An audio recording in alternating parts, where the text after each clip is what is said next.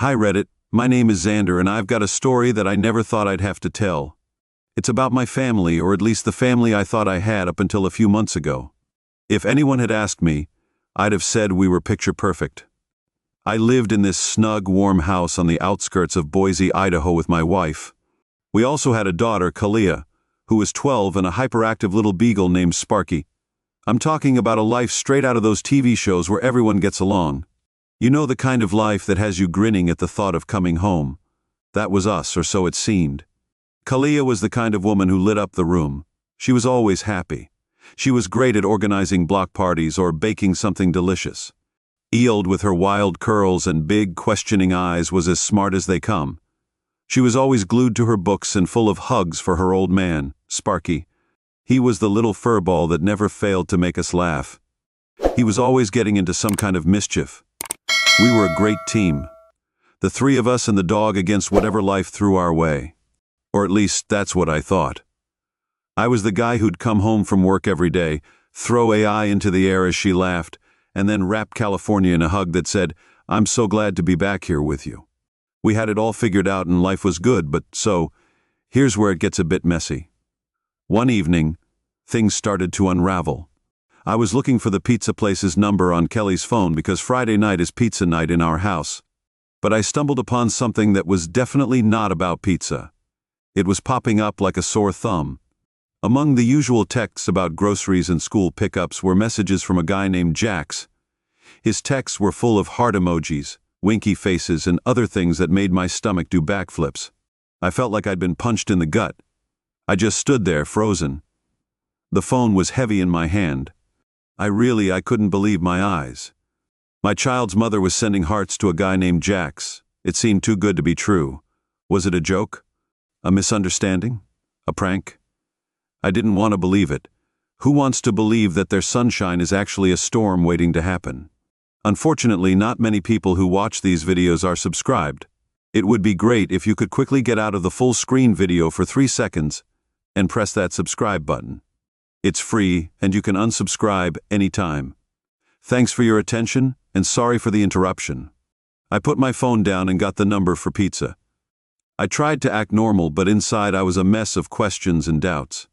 I watched Kelia and IE wondering if I was just being paranoid, but the images of those messages wouldn't leave my mind. It was like a dark cloud had settled over our little house. I just didn't feel comfortable anymore.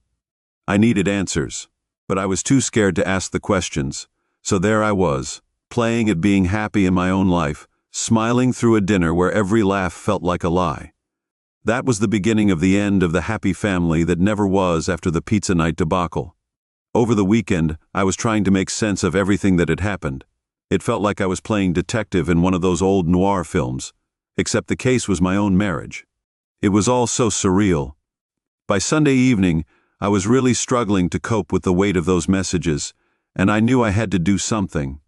I braced myself and confronted California. I remember my hands were shaking when I asked her about Jack. She just looked at me, her eyes wide with what I thought was surprise, but was actually something sharp and quick. She told me that Jax was just a friend from her yoga class. Someone who made her laugh. You're being ridiculous. Xander, she said, shaking her head like I was a little kid who'd said something silly. I wanted to believe her. Reddit, I really did, but there was something off in her. There was a smile, but something that didn't reach her eyes. I tried to convince myself that it was all in my head. My wife Kalia was my rock. She was the love of my life and the mother of my daughter. Friends send each other emojis, but nothing to lose sleep over. Then there was my little girl, Eled. She'd always been Daddy's biggest fan. But she started giving me the cold shoulder. She was whispering with her mom and giving me these long, searching looks. It made me feel like I was being watched every time I walked into the room.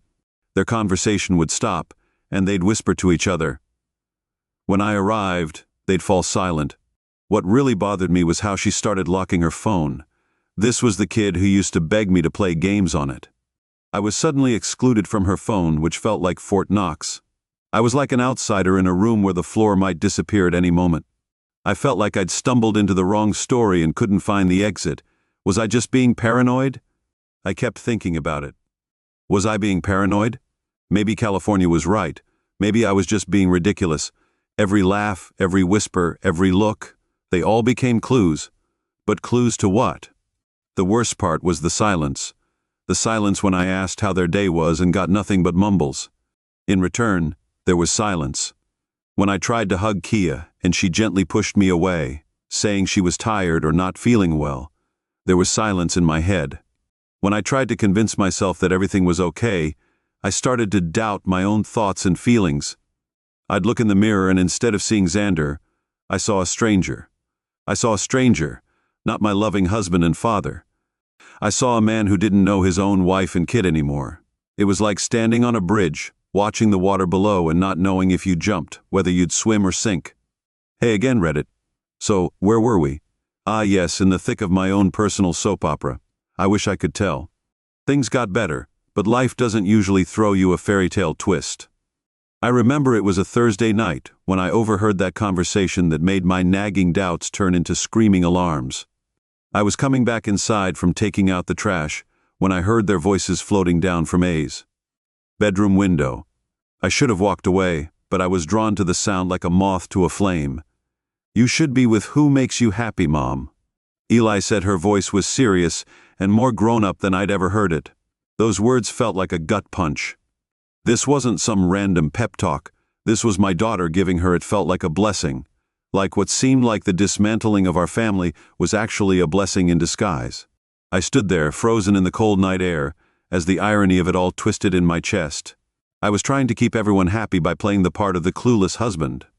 A few days later, the second domino fell, and I was back at our home.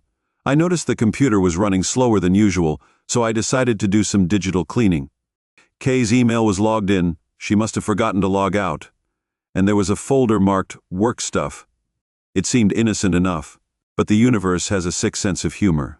I couldn't resist clicking on it. I was on my best behavior, and I replied to her work emails. I didn't think she was exchanging love letters and photos with Jax, but each email was like a hammer building a coffin for our marriage. "My dearest Kalia, I long for the next time we're together. You are my true happiness." I couldn't breathe. There it was. The life I didn't know laid bare in pixelated confessionals and JPEG secrets. My heart raced with a mix of anger and heartbreak, churned in my stomach. Confrontation was inevitable. This time I had proof, solid and undeniable, so I faced California with her own words, the emails printed out, and she was like a fortress, laying the challenge right between us. She denied it all with a fire in her eyes that I'd never seen before. She accused me of invading her privacy and of being a control freak. "Don't you trust me, Xander?" she spat, as if I was the one who had brought strangers into our marriage. She turned my world upside down. It made me feel guilty for uncovering the truth. For a moment, I even doubted myself. I wondered if I was the villain in her story, the bad guy who snooped and broke the sacred trust between man and wife. But no, Reddit. I wasn't the bad guy. I was just the guy who couldn't see the truth. He'd been blinded by the idea of a happy family portrait, not realizing it was drawn with disappearing ink. The stage was set, the players were ready, and the lies were just beginning to unravel. I told Kia I had a business trip, a last-minute deal that couldn't wait. It was really important. She said goodbye with the same detached look on her face that had become the norm.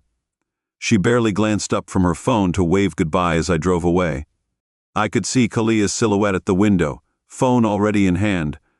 My gut twisted. I didn't head to the airport. Instead, I parked a street over. There I was, slouched in the driver's seat of my buddy's beat-up Camaro, baseball cap pulled low, heart thumping in my chest. It felt like I was on a stakeout in my own life, which is about as messed up as it sounds. Hours ticked by and doubt started to eat at me. What if I was wrong? What if those messages and emails were just what it was, just a fantasy, I thought. But then, as the afternoon sun began to dip, painting the Boise sky in shades of fire, I saw them. California walked out, dressed up like it was date night, but the date wasn't with me. Moments later, Jax appeared. That was my familiar stranger. My breath hitched as they met on the sidewalk, laughing about something. I couldn't hear what they were saying, but I could tell they'd found each other. My heart broke at the sight of them, and it didn't just shatter, it shattered. They were headed to Luciano's, the kind of place with cloth napkins and a waiting list. It was the kind of place we'd saved for anniversaries and whispered sweet nothings over candlelight. I followed at a distance. From my vantage point across the street, I could hear the Camaro's engine, a low growl beneath the city sounds. I watched them through the restaurant window. They picked a table, our table near the back, with a view of the park. When JX kissed her hand across the white tablecloth, it was like watching a scene from someone else's life. I wanted to storm in there and flip tables and demand answers, but I didn't. I sat there, a silent spectator to my own tragedy. I was furious, boiling over, hands clenched so tight my knuckles turned white. It was real, all of it. The lies, the sneaking around, the betrayal. It was as tangible as the leather of the steering wheel beneath my grip. I was living in a bad dream. This was worse. In dreams you wake up and it's over, but there was no waking up from this, no escape from the sting of betrayal. It seared through me, hot and fierce. I was left to smolder in the wreckage of what I once thought was a happy life, and there I was, parked in the shadows with a heart full of lead. I suddenly realized the depth of the lie I'd been living. This wasn't an accident. It wasn't a mistake. It was a choice. Her choice. And it was torturing everything. You'd think that after the shock, I'd have had enough drama to last a lifetime. But there's something about getting life has a way of punching you in the gut. You either take it lying down or you stand up and start swinging. I chose the latter. I went for round 2 with the truth clenched in my fists. I waited until the next day, after the images had seared into my brain, turning every thought into a live wire. I couldn't eat, couldn't sleep, couldn't look. When I confronted Kalia about her relationship with Jax, I showed her the photos. They were clear evidence. This time there was no room for denial. I held up my phone, and the photos glared back at us in the quiet of our kitchen. "Kitchen, you and Jax?" I said, voice steady as a drum beat at Luciano's at our table. I watched her waiting for the mask to slip and the lies to crumble. Kalia's face went through a gallery of emotions, shock, fear, anger. It settled on something that looked like sorrow. "Xander," she whispered, and there was a tremor in her voice. Was the first time I'd heard her sound genuinely real in months. She broke down, tears spilling over and hands shaking. The affair wasn't news anymore, but the reason behind it was a shock. "You've changed, Xander. You've stopped being fun and become serious and dull. Jax is exciting. He makes me feel alive." It was as if she'd handed me, I was the one who'd pushed her into someone else's arms. I stood there, dumbfounded, anger boiling into rage. Then Eli came in. She'd been a silent shadow in the hallway, but at her mother's cry she burst in like a summer storm. "Dad, how could you?" she screamed, her little face twisted in anger. "You made my kid's unhappy because I'm a liar." She looked at me like I was the monster under the bed, the villain in the story. The world fell away. It was just words stabbing me, each one a verdict of guilt. I wanted to reach out to her to explain, to make her see, but she was past listening. There it was, my family was like a house of cards in a windstorm. The confrontation I thought would be the end was just another beginning. I ended up on a twisted path into a thicket of blame and hurt. I was the husband who lost his wife to a fantasy, the father whose daughter turned against him, and the man who thought he could fix things. Only to find sometimes things can't be fixed, so I laid it all out. What did it get me? A broken heart, a daughter who thinks I'm the bad guy, and a home that felt like a war zone. I stepped into the ring expecting a fight, but I wasn't ready for this kind of battle. The kind where even when you're right, you're wrong. The kind where everything falls apart and you're left with nothing to hold on to. After the shouting had faded and the house had settled into a heavy silence, I was left alone with the shattered pieces of what used to be my life. That night, I lay in the darkness, the scenes of betrayal looping in my mind. By the time dawn broke, painting a pale streak of light across the room, I'd made up my mind. No more Mr. Nice Guy, no more Xander the doormat. It was time for action, time to hit back. First things first, money always comes down to that, doesn't it? Reddit. I logged into our online banking with a grim sort of determination. My fingers didn't even hesitate as I transferred the bulk of our savings into a new account in my name. At this time next year, the credit cards would be snip. I cut off all of Kalia's cards. She wouldn't be whining and dining with Jax on my dime, not anymore. Was it just financial foreplay? The main event was Jack's, or more specifically, his unsuspecting wife. How do you tell a stranger that their life's about to implode? There's no good way. There's no Hallmark card for this kind of news. I found her through social media. There was a smiling picture of her with Jack's. Hashtag Italian soulmates, the irony. I wasn't going to beat around the bush. I called her and asked if we could meet. She seemed a bit confused but said yes. We picked a neutral place, a coffee shop where the baristas were too busy to notice us. I felt like I was holding a grenade with the pin already pulled. I took a deep breath. I told her everything, the emails, the photos, the late-night whispers. She listened, her face going from confusion to horror, to a kind of numb resignation. I watched her world crumble and saw the pain in her eyes. I wondered, was I serving justice or just spreading the pain? There was no going back. I'd opened Pandora's box and all the dark things flew out, wild and uncontrollable. She thanked me with a voice that was barely a whisper and walked away. I don't know what happened to her after, but I knew I'd set fire to Jax's life, just as surely as he'd helped torch mine. I drove home that day feeling like an avenging angel, cold and righteous. But as the adrenaline faded, doubt crept in. I'd struck back, but at what cost? Kalia's world was shaken, sure, but so was others. Jax's wife was another victim in a game she didn't even know she was playing. Revenge is a strange thing. Reddit is bitter and sharp, and it spreads. Like wildfire, it burned everything it touched, leaving you wondering if the ashes were worth the warmth. So there I was, the architect of my own vengeance, standing in the ruins of what I'd destroyed. I wasn't sure if I felt like a hero or a villain, but one thing was certain. There was no going back. The die was cast. The cards were on the table. We were at the table and the game had just begun. The first domino to fall was Jax. As it turned out, Jax's wife was not the kind to cry into her pillow. She was a warrior, a woman of action. She marched right up to Sia's company and dropped the bomb about the affair, complete with the emails and photos I had given her. The company had a strict policy against fraternizing, especially between married people having affairs. Jax was fired pretty quickly, and the news spread like wildfire through our social circles. People I hadn't spoken to in months were texting me asking if I knew. If I seemed okay, I wasn't. I was the farthest thing from okay. Kalia was furious when she found out. She came at me like a hurricane, her words laced with venom. "You've destroyed everything, Xander," she screamed. Her face was red, her hands were in fists at her sides. "You're a vindictive, spiteful," were the names she called me. She was livid, but worse than Kalia's fury was the silence. She wouldn't look at me or speak to me. She moved around the house like a ghost. Her eyes were hollow, her voice gone. She'd been my chatty, bubbly girl, and now she was nothing. I might as well have been transparent once when I tried to talk to her. I asked her to explain why I did what I did, but she just shook her head and said, "You broke us, Dad. You broke everything." It hurt more than any shouting match with Kalia. My daughter looked at me like I was the bad guy. It felt like I'd willfully detonated our family life just for the heck of it. So there I was, irate. The man who had pulled the trigger that unraveled the tapestry of his own life. I'd wanted justice, or maybe it was revenge. I'm still not sure what I got. A lonely house and a ticket to Peril.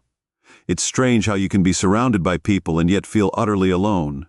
That was me. I was the man in the eye. I was watching the hurricane, watching everything get torn apart. I started this chain reaction thinking I'd come out the other side feeling vindicated and right. Instead, I felt empty.